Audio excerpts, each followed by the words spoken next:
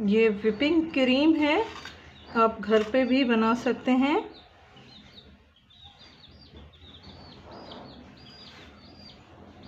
Cream हमारी पूरी लग चुकी है एंड कुछ बंटियां हैं डेकोरेशन के लिए। मैं इसको भी इसी में लगा दूं ताकि बहुत ही यमी हमारा केक लगे।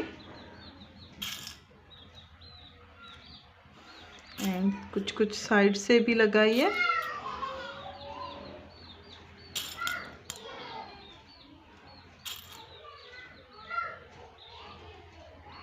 सारी बंटियां मैंने लगा दी हैं एंड देखिए कितना प्यारा लुक आया है हमारे केक, चॉकलेट केक का।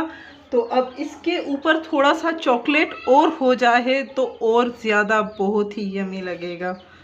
एंड अब इसके ऊपर थोड़ा सा चॉकलेट और मैं लगा देती हूँ